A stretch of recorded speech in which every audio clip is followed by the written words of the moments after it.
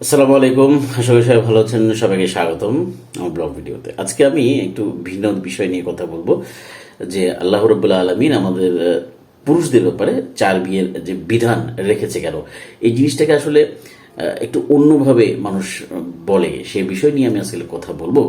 দেখেন, বিধান বা একটা প্রথা বা একটা আইন, বিষয়টা এক একভাবে আমরা যদি চিন্তা করি। দেখেন, আমি যখন একটা আইন করব, অবশ্যই সে আইনের কি কি বিষয় কাজ করে, কোন মাত্রা পর্যন্ত যেতে পারে, সেগুলোকে মাথায় রেখে করব। কিন্তু সেই মাত্রাটা যাবে, তারপরে গিয়ে আমি এটার আউটপুটটা নির্ধারণ হবে, বা ওটা হচ্ছে মানদণ্ড। বিষয়টা এরকম না যেমন খুন করলে তার ফাঁসি হবে, তার মানে তাকে খুন করতে হবে। বিষয়টা এরকম যে খুন করো তারপরে গিয়ে ফাঁসিতে চলো। বিষয়টা এমন না যে একটা যদি হয়ে থাকে একটা মাত্রা, যে মৃত্যুদণ্ড দেওয়ার জন্য একটা মাত্রা ফিক্স করছি আমরা, যে সে যদি খুন করে বা মার্ডার হয়, তাহলে সেক্ষেত্রে তার জন্য একটা কি বলা যায়, মৃত্যুদণ্ড রাখা হয়েছে। তো বিয়ে বা এই বিষয়টা হচ্ছে যে স্বাভাবিক প্রক্রিয়ায় একটা মানুষ একটি বিয়ে করবে। এর মধ্যে যে সায়েন্স যেটা বলে, পুরুষ কিন্তু বহুগামী। এটা হচ্ছে তার ক্যারেক্টার, বা তার তার বায়োলজিক্যাল যে ক্যারেক্টার, সেটা হচ্ছে সে বহুগামী। তো সে জায়গা থেকে যেহেতু সৃষ্টিকর্তা জানে যে একজন মানুষ তার কি চাহিদা, বা একটা পুরুষ মানুষের কি বিষয়গুলো আছে, সেটা তার থেকে বেশি কেউ জানে না। তো সে বহুগামী, যেহেতু সে বিয়ে করতে পারে, তো একটা রুলস তো রাখতে হবে, নাহলে তো দ্বন্দ্ব। কোরআন আমাদের জন্য সর্বশেষ আল্লাহ রাব্বুল আলামিনের বাণী, যেটার পরে আর কোনো কোরআন বা কোনো আসমানি কিতাব আসবে না। তো সে যেহেতু আসবে না, সেজন্য একদম ক্লিয়ার মেসেজ দিয়ে দেওয়া হয়েছে, যদি তোমরা বিয়ে করে থাকো তবে ইনসাফ করতে হবে, ন্যায় বিচার করতে হবে তার প্রতি। প্রথমটার সাথে যে ন্যায় বিচার তুমি করেছো, দ্বিতীয় জনের প্রতিও সেম, তৃতীয় জনের জন্য সেম, চতুর্থ জনের জন্য সেম। এরকম তুমি চারজন পর্যন্ত করতে পারো, যদি তুমি এটার প্রতি ন্যায় বিচার করতে পারো। বিষয়টা হচ্ছে এমনভাবেই উল্লেখ করা রয়েছে। তো অনেকেই প্রশ্ন করে বিষয়গুলো, যে তোমরা তো চারটা বিয়ে করতে পারো, তোমাদের কোরআন রয়েছে, এটা কেমন একটা নারীদের প্রতি অন্যায়। বিষয়টা নারীদের প্রতি অন্যায় নয়। এখানে আমি আজকে এই কথা বলার মূল উদ্দেশ্য হচ্ছে ন্যায় বিচারটা কোথায় হচ্ছে। পুরুষদের চার বিষয় যে বিয়ের যে বিষয়ে যে কথা হচ্ছে, সেটা থেকে বড় কথা হচ্ছে আমি এটার মধ্যে আল্লাহর ইচ্ছাটা কোথায় আছে, সেটা আমি আপনাদেরকে বোঝানোর চেষ্টা করছি। যেমন দেখেন, রাসূলুল্লাহ পাক সাল্লাল্লাহু আলাইহি ওয়াসাল্লাম যতদিন পর্যন্ত বিবি খাদিজা রাদিয়াল্লাহু তাআলা আনহা উনি ছিলেন, ততদিন পর্যন্ত কোনো বিবাহ করেননি।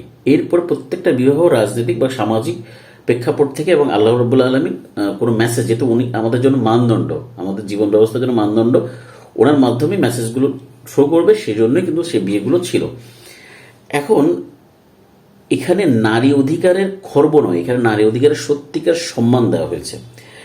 পশ্চিমা যে বিশ্বাসগুলো আছে, যে আমি চাইলে দু চারজন বয়ফ্রেন্ড বা গার্লফ্রেন্ড রাখতে পারবো। এখন আপনার জন্য যে মেসেজটা একটা মেয়েকে সম্মানিত কিভাবে করে, পশ্চিমাদের কি করে দেখেন, সে বিয়েও করছে, সে দুই তিনটা গার্লফ্রেন্ডও লিড করছে, প্রয়োজন হলে রাখছে, প্রয়োজন হলে ছুড়ে ফেলে দিচ্ছে। তাহলে একটা নারীর সম্মান, বা সে একটা মানুষ হিসাবে আপনি একটু চিন্তা করে দেখেন, যে আপনাকে কেউ ব্যবহার করছে, ব্যবহার করে ফেলে দিচ্ছে। কিন্তু ইসলাম সেটা বলছে কি, না, পুরুষ যেহেতু বহুগামী যে বিষয়টা আছে, তাহলে এই পুরুষের একটা বাইন্ডিংস করে দিতে হবে, যে তুমি যদি কোনো দ্বিতীয় নারী নিতে চাও, অবশ্যই তোমাকে বিয়ে করতে হবে, এবং তাকে সঠিক সম্মান দিতে হবে। ন্যায় বিচার যেটা বলা হয়েছে, ন্যায় বিচার দিতে পারলেই তুমি বিয়েটা করতে পারবে। তাহলে এখানে একটা মেয়েকে ন্যায় বিচার দিল, নাকি তার জন্য অন্যায় হলো? এখন ন্যায় বিচার বলতে ঠিক ওই নারীর জন্য যে শারীরিক, মানসিক, আর্থিক যত বিষয় আছে, সবগুলো প্রথমের জন্য যা দিয়েছ, দ্বিতীয় জন্য সেটা নিশ্চিত করার মাধ্যমেই তুমি কি তাকে বিয়ে করতে পারবে। 1 2 3 4, এবং চারজনের জন্য একই ন্যায় বিচার হতে হবে। তাহলে এটা কি নারীর অধিকার প্রতিষ্ঠিত হলো, নাকি নারীকে ছোট করা হলো?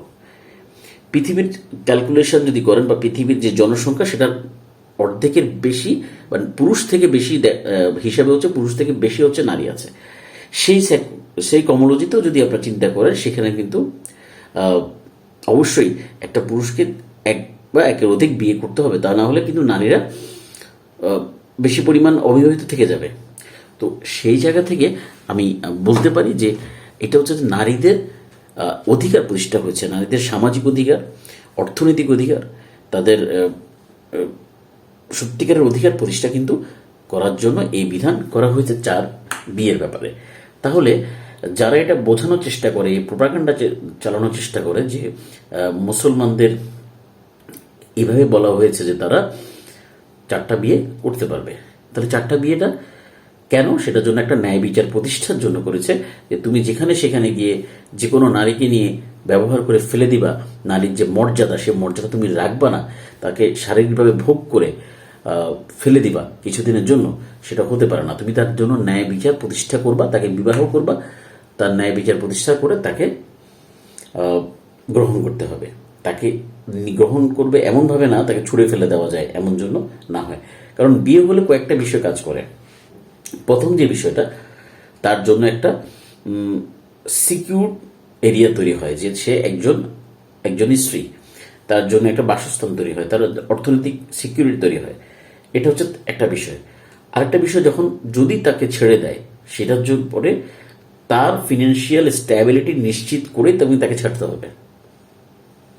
তার কাবিন তো রয়েছে, তাছাড়া তার খরপোশ রয়েছে, এই জিনিসটা নিশ্চিত না হওয়া পর্যন্ত তুমি তাকে ছাড়তে পারবো না। তাহলে ইসলামের এই বিধানটা কিন্তু পরিষ্কার মেসেজ দিয়েছে যে তুমি সত্যিকার অর্থে কি করতে পারবে, মেয়েদের অধিকার রক্ষা করতে পারবে, যাতে করে মেয়েদেরকে চাইলে তুমি ভোগ করতে না পারো।